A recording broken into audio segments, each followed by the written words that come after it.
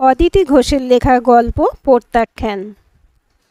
পুরো গদিওয়ালা রিভলভিং চেয়ারটা ঘুরিয়ে দরজার দিকে চোখ রাখলেন স্বনামধন্য অভিনেতা মিস্টার সাগ্নিক বসু।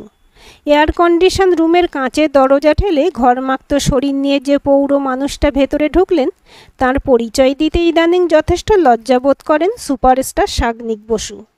তবু নিতান্ত নিরুপায় হয়ে ব্যক্তিগত স্বার্থে যোগাযোগটা এখনও রাখতে হচ্ছে তাঁকে, যদিও সেটা চলে একেবারে লুকিয়ে চুরিয়ে।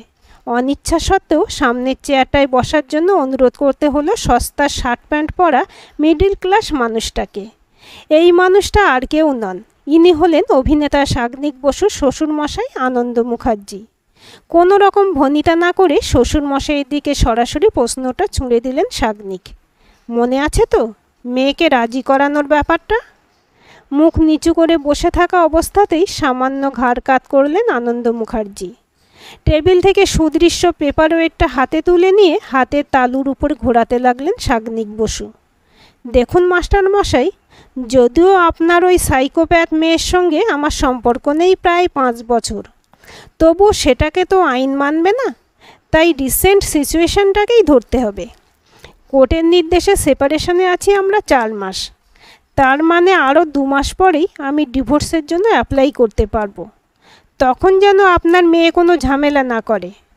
অনন্যার মতো মোস্ট অর্ডিনারি গ্ল্যামারলেস একজন মহিলাকে আমার পাশে এখন কতটা বেমানান লাগে সেটা আশা করি আপনি এবং আপনার মেয়ে বোঝেন।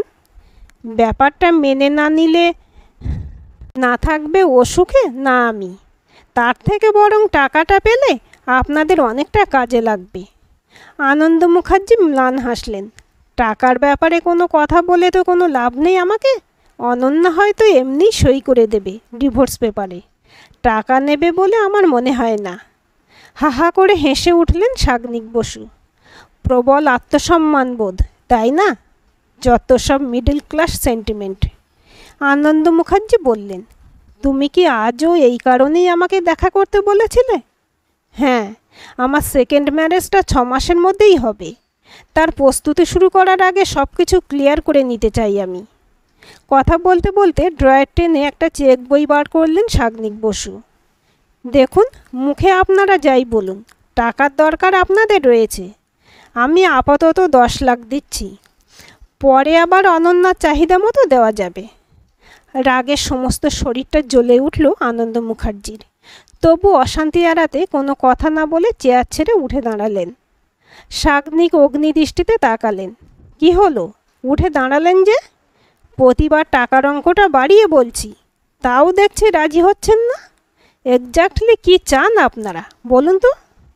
বেরিয়ে যাওয়ার মুহূর্তে কাঁচের পাল্লাটা টেনে ধরে আনন্দ মুখার্জি বললেন, আপাতত কিছু চাইছি না, এখন আমি আসি। তবে ভবিষ্যতে আর আমার পক্ষে এখানে আসা সম্ভব নয়। দরকারটা তোমার, তাই সেটা কিভাবে মেটাবে সে ব্যবস্থাও তোমাকেই করতে হবে। দরকারটা তোমার শব্দ দুটো যেন আগুনের হলকা হয়ে কানে জ্বালা ধরিয়ে দিয়ে গেল। নিষ্ফল আক্রোশে দাঁতে দাঁত চেপে ফুঁসতে লাগলেন সুপারস্টার সাগ্নিক বসু, কিন্তু ইমেজ নষ্ট হওয়ার ভয়ে চেঁচামেচি করতে পারলেন না। টেবিলে মাথা ঠেকিয়ে চুপচাপ বসে রইলেন। হাতে একগুচ্ছ লাল গোলাপ নিয়ে ঘরে ঢুকলেন ঋদ্ধিমা সেন। চেয়ারে শরীর এলিয়ে দিয়ে বললেন, তোমাকে আজ যেন বেশ ডিস্টার্বড লাগছে। Any problem dear? মুহূর্তে মুখের ভাব বদলে ফেললেন চোস্ত অভিনেতা Sagnik Basu. No no my sweetheart, আমি বসে বসে তোমার কথাই ভাবছিলাম। তুমি যে আজকে এতটা বিফোর টাইমে আসবে সেটা আমি সত্যিই ভাবিনি। তবে এতে আমি ভীষণ খুশি হয়েছি। বিলল কটাক্ষ হানলেন লাস্যময়ী ঋদ্ধিমা। সত্যি বলছো তো? চেয়ার ছেড়ে উঠে গিয়ে ঋদ্ধিমাকে তৎক্ষণাৎ পেছন থেকে জড়িয়ে ধরলেন সাগ্নিক। সাগ্নিক বসু ফিল্ম ইন্ডাস্ট্রিতে এখন একটা বিশেষ পরিচিত নাম। নায়ক সাগ্নিক একজন পরিচালকও। তার পরিচালনায় যে 3টি সিনেমা রিলিজ হয়েছে গত 8 মাসে, সৌভাগ্যক্রমে 3টেই সুপারহিট। এর মধ্যে একটা ফিল্মে পরিচালক সাগ্নিক বসু নিজেই নায়ক, অন্য দুটোই নায়কের চরিত্রে অভিনয় করেছেন দীপ্তিময় চ্যাটার্জি। তবে 3টে ফিল্মেরই নায়িকা গ্ল্যামার ওয়ার্ল্ডের রীতিমতো ফেমাস লেডি ঋদ্ধিমা সেন।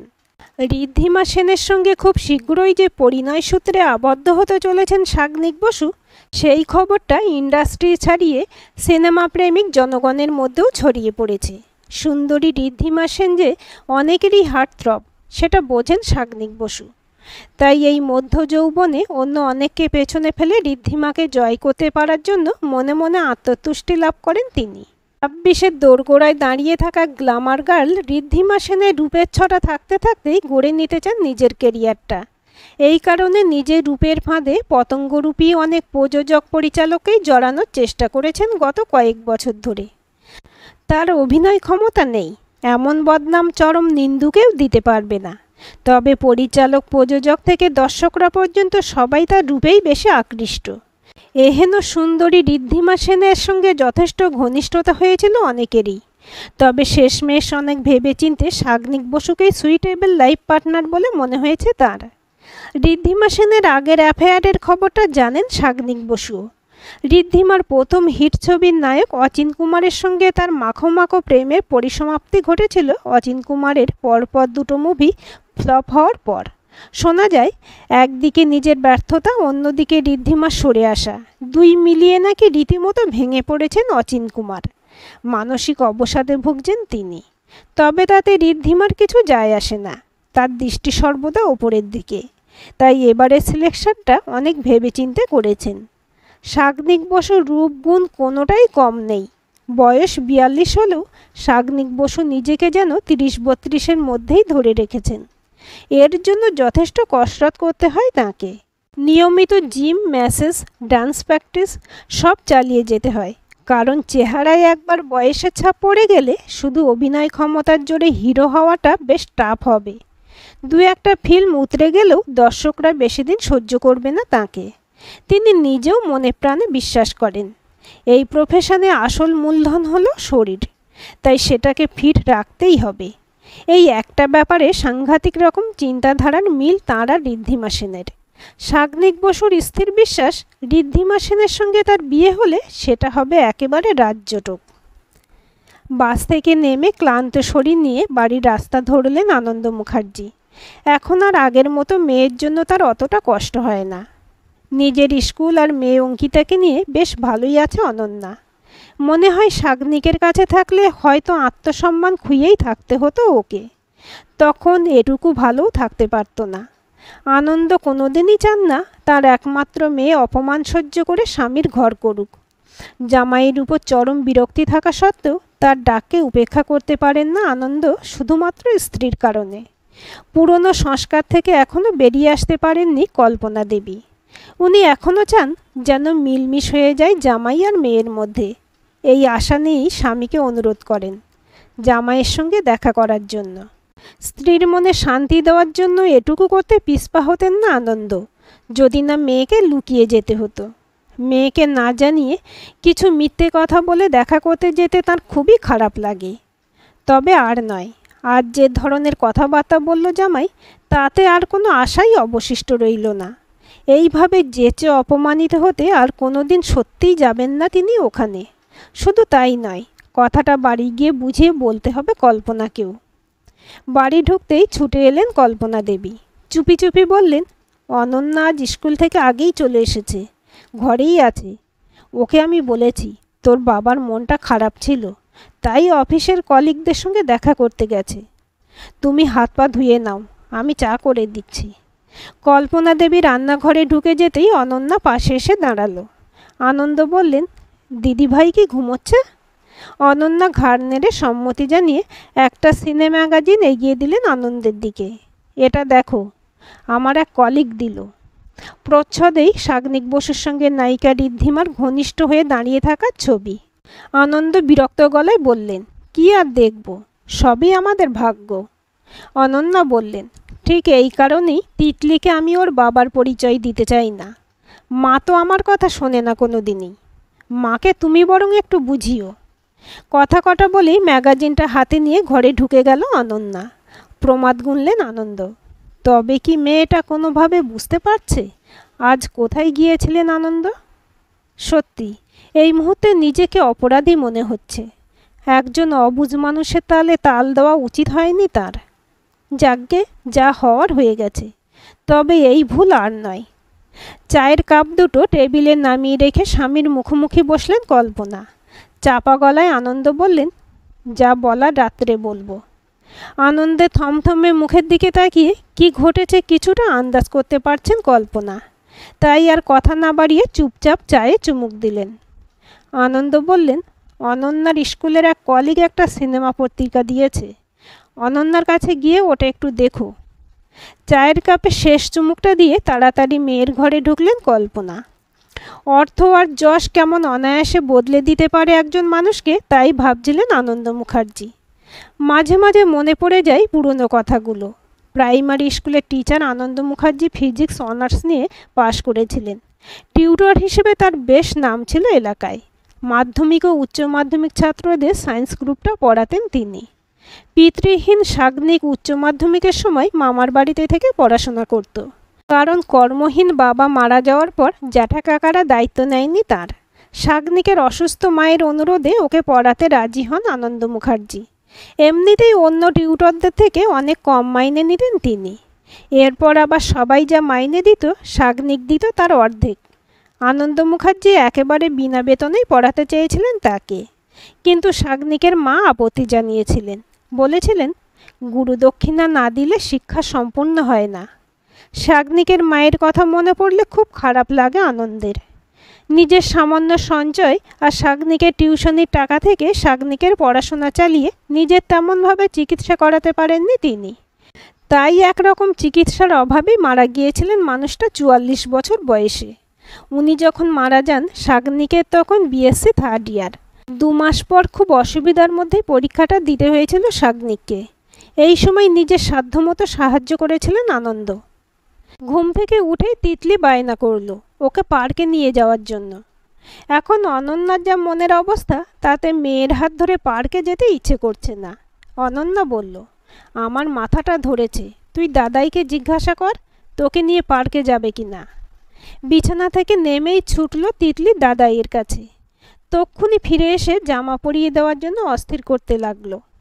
অনন্যা উঠে মেয়েকে ফ্রক পরিয়ে তৈরি করাতে করাতে একটা দীর্ঘশ্বাস ফেলল অঙ্কিতার মুখের দিকে তাকিয়ে।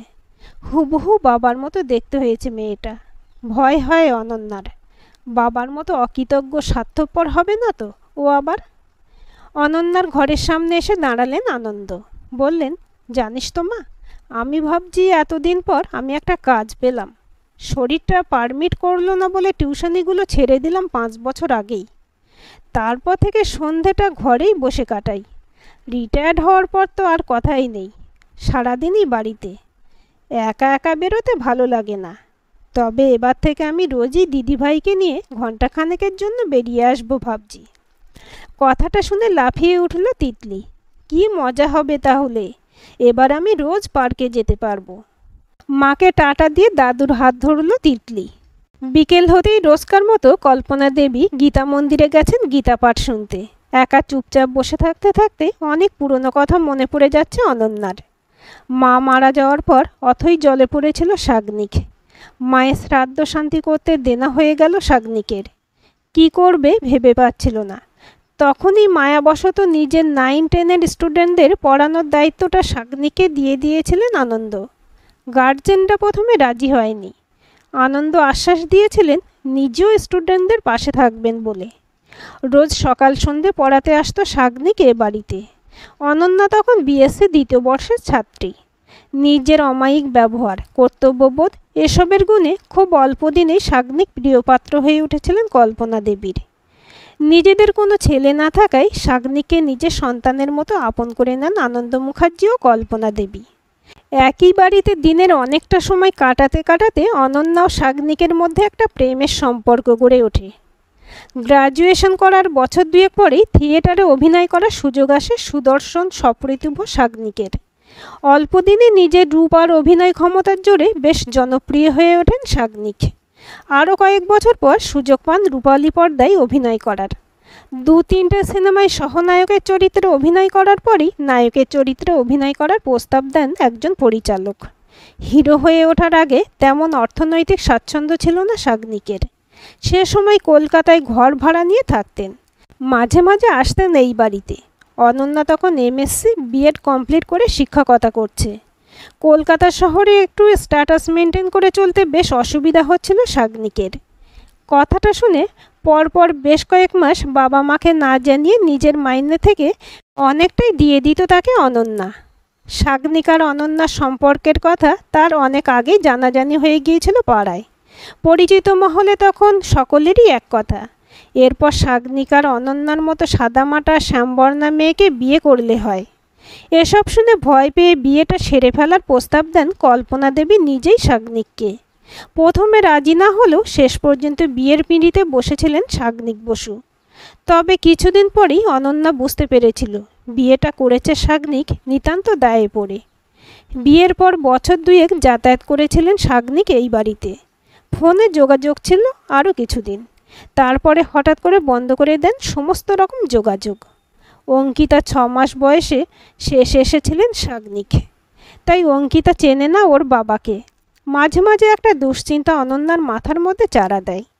এখন না হয় মেয়েটার বয়স 7, কিন্তু ও বড় হলে বাইরের লোকের কাছেই জেনে যাবে ওর বাবার কথা। তখন ব্যাপারটাকে কিভাবে নেবে ও? জানেন না অনন্যা। তাই আজকে একটু অন্যভাবে ভেবেছে। মেয়ে 13-14 বছর বয়স হলেই সব সত্যি বলে দেবে মেয়েকে। তাতে পরিণতি যা হয় হবে, তবু নিজে তো সন্তানের কাছে অপরাধী হবে না। শাগনিক বসু আর আনন্দ মুখার্জির মধ্যে শেষ দিন কথাবার্তা হওয়ার পর আরও 3 মাস কেটে গেছে। তবু আর ফোন করে আনন্দকে ডেকে পাঠায়নি শাগনিক। আনন্দ নিজেও এসব নিয়ে আর ভাবেন না। নাতনিকে নিয়ে বিকেলে বেড়াতে যাওয়া শুরু করার পর থেকে বেশ ভালোই কাটছে সময়। সন্ধ্যাটা কল্পনা দেবী যখন টিভি দেখতেন তখন পড়া খবরের কাগজটা নিয়েই আবার বসতেন। একই কাগজ আবার পড়তে ভালো না লাগলেও সময় কাটাতে সেটাই উল্টাতেন। মাস 2 আগে অনন্যা তাকে স্থানীয় লাইব্রেরির সদস্য করে দেওয়ার পর সময় কোথা দিয়ে চলে যাচ্ছে বুঝতেই পারছেন না তিনি। বইয়ের মধ্যে মুখ ডুবিয়ে বসেছিলেন আনন্দ। হঠাৎ অনন্যাকে ধড়মড় করে ঘরে ঢুকতে দেখেই মুখ তুললেন আনন্দ। অনন্যার মুখ চোখের দিকে তাকিয়ে অবাক হলেন। কোনো কথা না বলে রিমোটটা তুলে নিয়ে নিউজ চ্যানেল খুলল অনন্যা। নিউজ চ্যানেলে অ্যাড হচ্ছে দেখে তাড়াতাড়ি চ্যানেল চেঞ্জ করলো। ক্যাপশনে ফুটে উঠল লেখাটা, আশঙ্কাজনক অবস্থায় নিউ লাইফ নার্সিংহোমে ভর্তি করা হয়েছে প্রখ্যাত অভিনেতা ও পরিচালক শাগনিক বসুকে। অস্থিরভাবে চ্যানেল চেঞ্জ করে চলেছে অনন্যা। আনন্দ বই ছেড়ে উঠে এসে মেয়ের মাথায় হাত রাখলেন। কল্পনা কেঁদে উঠতেই নিজেকে আর ধরে রাখতে পারল না অনন্যা। খবর পড়া শুরু হয়ে যেতেই 6 জোড়া চোখ টিভির স্ক্রিনে আটকে গেল। শাগনিককে দেখা যাচ্ছে না, তবে নার্সিংহোম চত্বরে জনতার ভিড় চোখে পড়ছে। পুলিশ অ্যারেস্ট করে নিয়ে যাচ্ছে এক সময়ের বেশ কিছু হিট ছবির নায়ক অচিন কুমারকে। খবরে জানা গেল ঘটনাটা গতকাল সন্ধ্যায় ঋদ্ধিমা সেনের সঙ্গে গাড়ি থেকে নামার পর গাড়িটা পার্কিং করার সময়ই অতর্কিতে মুখে অ্যাসিড বাল্ব ছুঁড়ে মারেন মানসিক অবসাদগ্রস্ত অভিনেতা অচিন কুমার। পুলিশের অনুমান ঋদ্ধিমা সেনের উপর আক্রোশ থেকে এই ঘটনাটা ঘটিয়েছেন অচিন কুমার। অনন্যা চোখের জল মুছিয়ে দিয়ে আনন্দ বললেন, যাবি ওকে দেখতে? তুই যেতে চাইলে আমি নিয়ে যেতে পারি। আস্তে আস্তে ঘাড় নাড়ল অনন্যা। না বাবা, যে কোনো দিন স্ত্রী বলে কারোর কাছে পরিচয় দেয়নি আমার, এমনকি নিজে বিবাহিত সেই কথাটাই ফিল্ম ইন্ডাস্ট্রির কাউকে জানায়নি। তার সামনে দাঁড়াবো কোন দাবিতে? তবে চিন্তা করো না, আমি অনেকটা সামলে নিয়েছি নিজেকে। প্রথম যখন ফোন করে খবরটা জানালো আমাকে কাবেরী, তখন খুব খারাপ লাগছিল। এখন ভেবে দেখলাম ঋদ্ধিমা সেন থাকতে আমি কি করব সেখানে গিয়ে? এখন আমার পরিচয় মুছে গেছে ওর মন থেকেও। আনন্দ ম্লান হাসলেন। তবে তোর আর একটা পরিচয় আছে। শাগনিক আমাকে আজও কখনো স্যার আর কখনো মাস্টার মশাই বলেই সম্বোধন করে।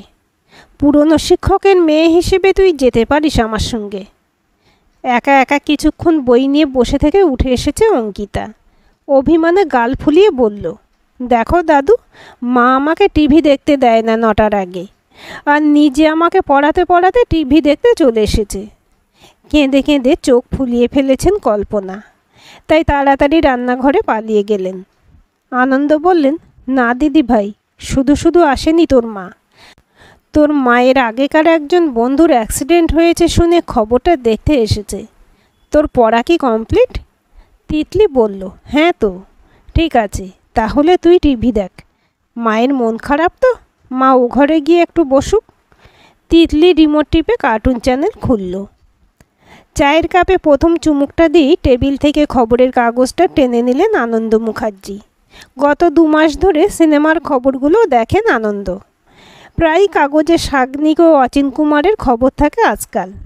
ঋদ্ধিমা সেন যে টলিউড ছেড়ে বলিউডে পাড়ি দিয়েছে সেই খবরটা কাগজেই দেখেছিলেন আনন্দ। আজ কাগজের ভাঁজ খুলতেই চোখটা আটকে গেল বাঁদিকের খবরের হেডলাইনটা দেখে। অভিনয় জগৎ থেকে বিদায় নিতে চলেছেন বিখ্যাত অভিনেতা সাগনিক বসু। চোখটা কাছে নিয়ে গিয়ে সাগনিকের এখনকার ছবিটা দেখলেন আনন্দ। অনন্যা চায়ের কাপটা শেষ করে নামিয়ে রাখতেই কাগজটা মেয়ের দিকে এগিয়ে ধরলেন। দেখ আজকের খবরটা পড়ে বেশ অবাক হলো অনন্যা। বিদেশ থেকে প্লাস্টিক সার্জারি করে সাগনিক বসুর মুখায়ব অনেকটা স্বাভাবিক হলো। তিনি প্রেস কনফারেন্সে জানিয়ে দিয়েছেন আর অভিনয় করবেন না তিনি। এবার থেকে অনেক বেশি পরিচালনার কাজে নিজেকে নিয়োজিত করবেন। খবরটা পড়ে একটা প্রবাদ বাক্য মনে পড়ে গেল অনন্যার, অতিবার বেরো না, ঝড়ে পড়ে যাবে। খবরের কাগজটা মায়ের দিকে এগিয়ে দিয়ে ঘর থেকে বেরিয়ে গেল অনন্যা। অন্য কিছু ভাবতে আর ভালো লাগে না অনন্যার। অঙ্কিতাকে ঘিরেই এখন তার জগৎ। মেয়েকে পড়ানো ছাড়াও মেয়ের সঙ্গে খেলা, মেয়ের সঙ্গে খুনসুটি, এসব নিয়ে কেটে যায় অনন্যার অবসর সময়টুকু। অঙ্কিতাকে ঘুম থেকে তোলানোর চেষ্টা করছে অনন্যা অনেকক্ষণ ধরে, কিছুতেই উঠছে না, দুষ্টুমি করে শুয়ে আছে। প্রতি রবিবারই এমন করে। শেষ পর্যন্ত দিদুন আদর করে তোলাই ওকে। অনন্যা মেয়ের পা ধরে জোরে জোরে নাড়াতে লাগলো। ওঠ তিতলি, দেরি হয়ে গেছে, এবার স্কুলে যেতে পারবি না। দুহাতে চোখ চেপে তিতলি বলল, আজ রবিবার। অনন্যা বললেন, তার মানে তুই জেগে আছিস? আর কোনো সাড়া দিল না দুষ্টু মেয়েটা। অনন্যা বলল, তাই তোর দাদাই বলছিল তোকে নিয়ে আজ বাজারে যাবে।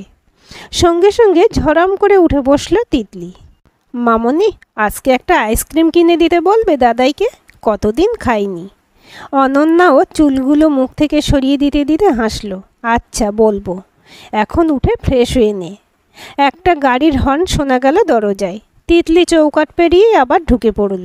মামনি দেখো, একটা গাড়ি আমাদের দরজায়, কে একটা নামলো গাড়ি থেকে, তুমি দেখে যাও। অনন্যা জানালা দিয়ে উঁকি দিতেই চমকে উঠল। সাগনিক গাড়ি থেকে নেমে এগিয়ে আসছে উঠোন দিয়ে। ওর পিছু পিছু আসছে সাদা পোশাক ও টুপি পরা ড্রাইভার। ড্রাইভারের দুহাতে দুটো বড় ব্যাগ। মোবাইলটা তুলে নিয়ে তাড়াতাড়ি পিছনের বারান্দা দিয়ে বাগানে চলে গেল অনন্যা। হাঁটতে হাঁটতেই ফোনটা করলো বন্ধু কাবেরীকে। তিতলি যে কখন এসে ওর পেছনে দাঁড়িয়েছে খেয়াল করেনি অনন্যা। অনন্যা বলল, যে এলো সে কোন ঘরে বসেছে? তিতলি বলল, দাদাইয়ের ঘরে। অনন্যা বলল, তুই কথা বলেছিস?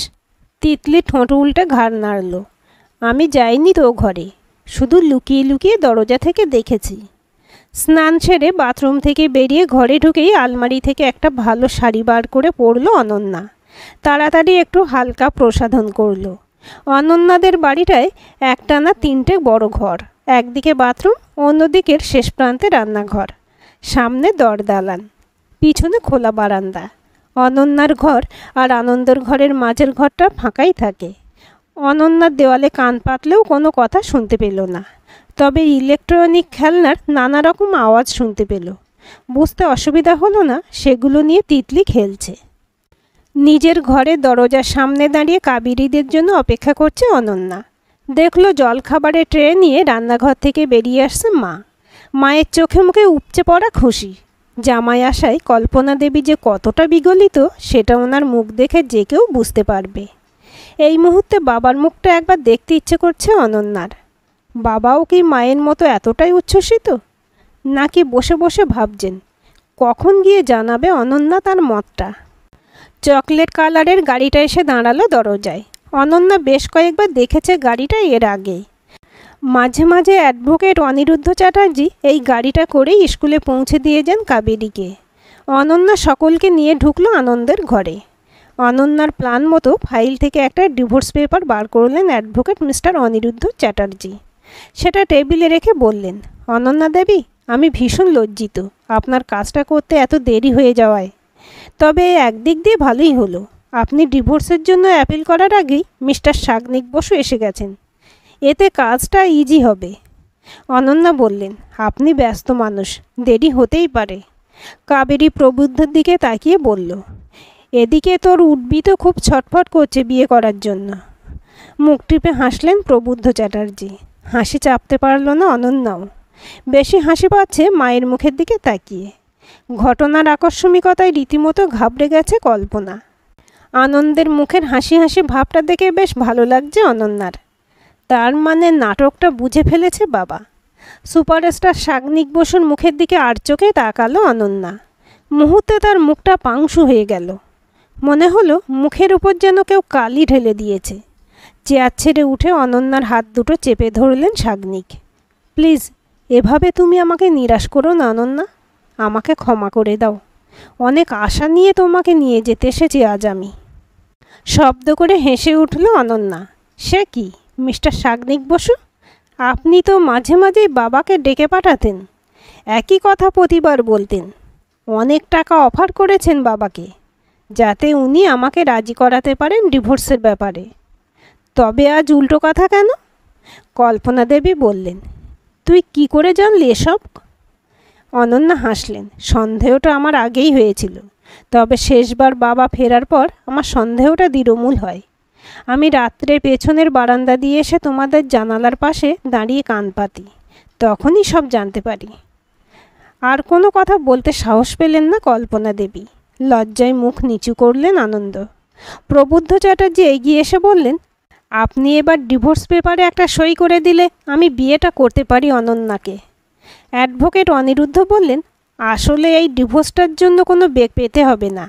আপনি যে অনন্যা দেবীর সঙ্গে দীর্ঘ 7 বছর কোনো সম্পর্ক রাখেননি, তার ঝুড়ি ঝুড়ি প্রমাণ আছে। হঠাৎ কান্নায় ভেঙে পড়লেন সাগ্নিক বসু। প্রবুদ্ধের হাত দুটো চেপে ধরে বললেন, আপনি আমায় দয়া করুন। প্রবুদ্ধ বললেন, ঋদ্ধিমা সেন আপনার জীবন থেকে সরে না গেলে আপনি কি এই কথা বলতেন? দু চোখে জল নিয়ে সাগ্নিক বললেন, আপনি ঠিকই বলেছেন। বলতাম না হয়তো কখনোই, কিন্তু বিশ্বাস করুন, আমার সমস্ত মোহ কেটে গেছে গ্ল্যামার ওয়ার্ল্ড থেকে। শুধু জীবিকা নির্বাহের জন্য আজও পড়ে আছি। ঘর থেকে বেরিয়ে গেলেন অনন্যা। দামি দামি খেলনা ফেলে রেখে মায়ের পিছু পিছু উঠে এলো অঙ্কিতা। কাবেরী, প্রবুদ্ধ, অনিরুদ্ধ সবাই ঢুকলো অনন্যার ঘরে। সবাই চেষ্টা করলেন অনন্যাকে রাজি করাতে। সকলেই বোঝালেন তাকে সাগ্নিককে ক্ষমা করে দেওয়ার জন্য, শুধু অঙ্কিতার কথা ভেবে। কিন্তু পাথর গলেনি কোনোভাবেই। দৃঢ়প্রতিজ্ঞ অনন্যা অবিচল। তার তিতলিকে তিনি একাই মানুষ করতে চান। ব্যর্থ মনোরথ নিয়ে ফিরে গেলেন সাগ্নিক। তার গাড়িটা ছেড়ে যেতে কল্পনা দেবী বললেন, তোর এই নতুন সম্পর্কের কথা আমাকে বলিসনি তো কোনো দিন? কাবেরী হেসে উঠল, কোন সম্পর্ক মাসিমা? এতক্ষণ যাকে আপনার হবু জামাই বলে ভাবছিলেন আপনি মনে মনে, উনি আমার স্বামী প্রবুদ্ধ চ্যাটার্জি। আর এই অ্যাডভোকেট যদিও সত্যিই হাইকোর্টে প্র্যাকটিস করে, তবুও এখানে এসেছে আমার অনুরোধে। ও আমার একমাত্র দেবর। অঙ্কিতা মাকে জড়িয়ে ধরে বলল, আমি বুঝতে পেরেছি মামনি, ও ভালো নয়, তাই সব খেলনা চকলেট আমি ব্যাগে ভরে দিয়েছি। বলেছি এগুলো আমি নেব না, আমার মামনি যা কিনে দেবে সেটাই নেব। ঠিক বলিনি মামনি? জিতে যাওয়ার আনন্দে অঙ্কিতাকে কোলে তুলে আদরে আদরে ভরিয়ে দিতে লাগলো অনন্যা। আনন্দ বললেন, সাবাস দিদি ভাই, এই হচ্ছে মা কা বেটি। আমি তোর জন্য গর্ববোধ করছি দিদি ভাই। তোকে আমি একটা সুন্দর খেলনা কিনে দেব। কাবেরীরা ফিরে যাচ্ছে কল্পনার হাতের তৈরি লুচি তরকারি আর চা খেয়ে। অনন্যার মনটা আজ হালকা হয়ে যেন হাওয়ায় ভাসছে।